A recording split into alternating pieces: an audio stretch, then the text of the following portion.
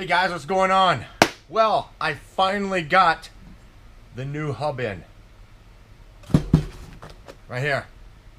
Alright, well, let's see what happened to the old one.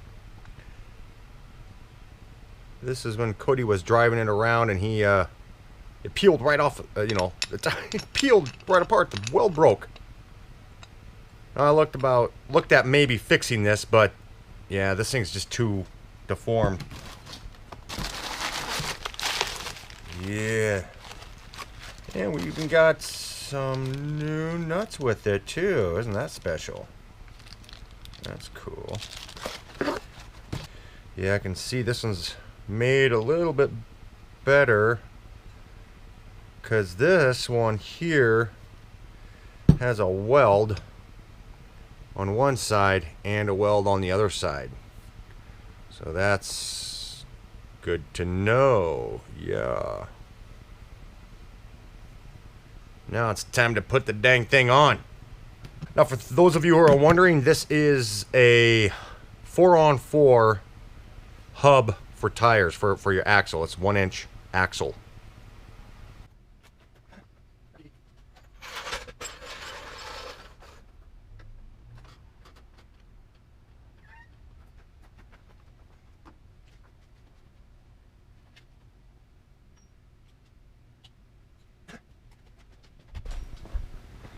Oh yeah, check this out. This is my ratchet, well, more like a breaker bar. And when we were changing Crystal's tires, we had to take that nut that was on her axle. Look what I did to that thing. Oh, it's all bent up. Now my sprocket does. Or the sprocket, the socket doesn't sit on there very well anymore.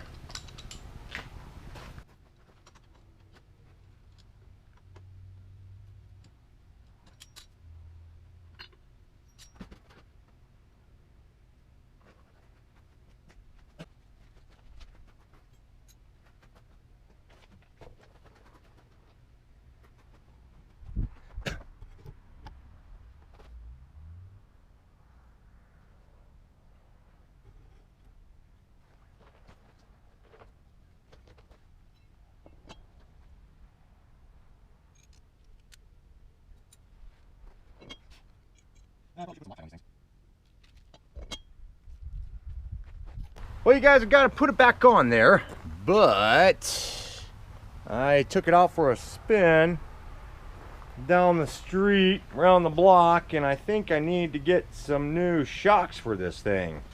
She sure is not working out very well. Yeah, look at that. And I need to adjust my toe on my tires. They're towed in just a little bit too far. I'm gonna experiment with that a little bit. Well, it was a little hard getting this thing going, because once we got the tire put back on, I realized that there was no give in the brake again. So apparently, right where that connection is at, their oil brake fluid leaked out of there again.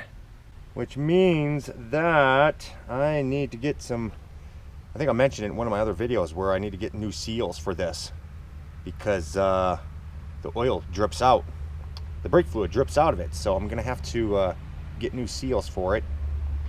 And yeah, I don't know.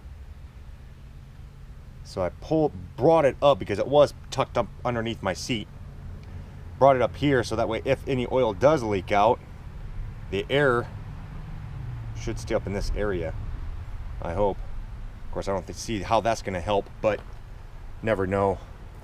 But definitely I have to get some better seals for that brake, because I don't like having to spend 15-20 minutes to re-bleed my brakes every single time I want to drive that thing. You know, don't get me wrong, hydraulic brakes are always better than mechanical ones on larger machines like this, but you know, like on a mini bike or something, then mechanical brakes will work just fine. But on something that's got this kind of weight to it, hydraulic brakes is the way you want to go.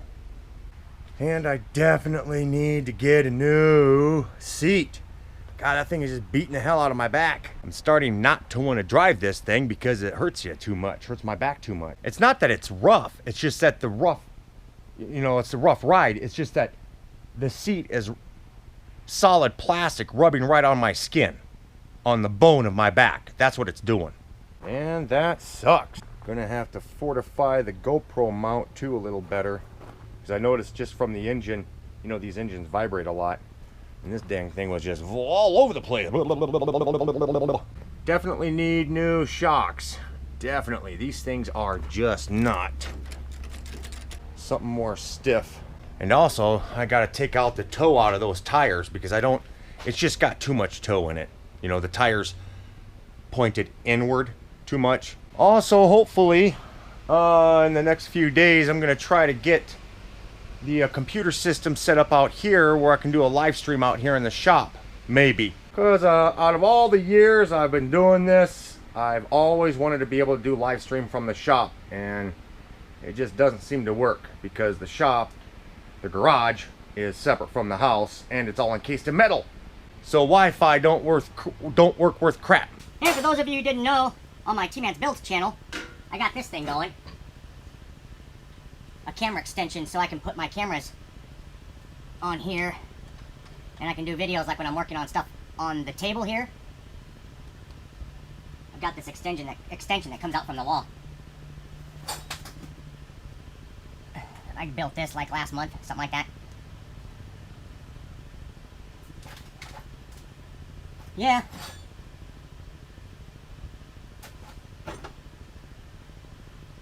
This is so dang handy. Just have to make sure. See, it does allow the bouncing a little bit of the camera, but I just have to make sure that I hold the camera and then hit record and then don't touch it. I wish I would have built this years ago. Oh.